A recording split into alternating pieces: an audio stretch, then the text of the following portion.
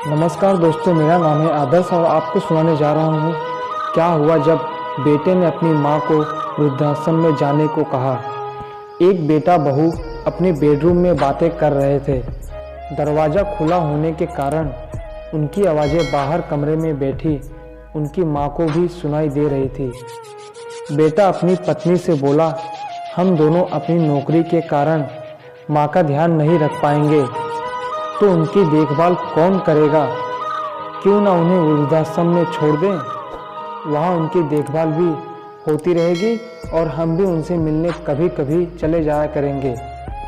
पति की बातें सुनकर पत्नी ने जो कहा उसे सुनकर उसकी सासू माँ की आंखों में आंसू आ गए, क्योंकि उसकी बहू ने अपने पति से कहा कि पैसे कमाने के लिए तो पूरी जिंदगी पड़ी है जी, लेकिन माँ की सेवा करके जो आशीर्वाद हमें मिलेगा वो शायद नौकरी करके पैसा कमाकर भी नहीं मिलेगा।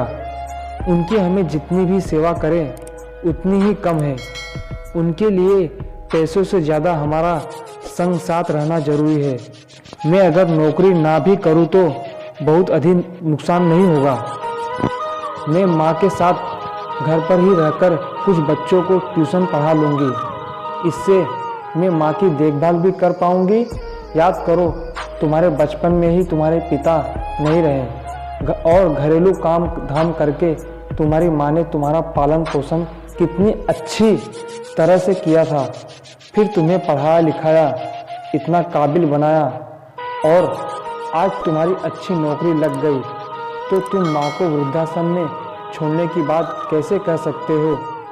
तुम कुछ भी कहो, लेकिन माँ हमारे ही पास रहेंगी और अंत तक मैं माँ की सेवा करती रहूँगी।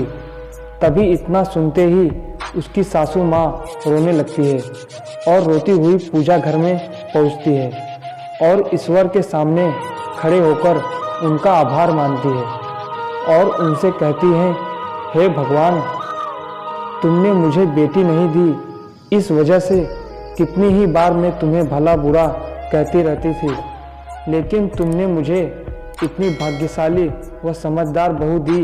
इसके लिए मैं तुम्हारा आभार किस तरह मानूं। प्रभु, ऐसी बहू पाकर मेरा तो जीवन सफल हो गया प्रभु। तो दोस्तों, जीवन में अपने माँ या पिता को कभी भी वृद्धाश्रम में छोड़ने की बात अपने मन में कभी मत लाना, क्योंकि माँ बाप के बिना कुछ भी नहीं दोस्तों। तो दोस्तों, वीडियो अच्छी लगी है तो प्लीज़ लाइक शेयर ज़रूर करें। धन्यवाद।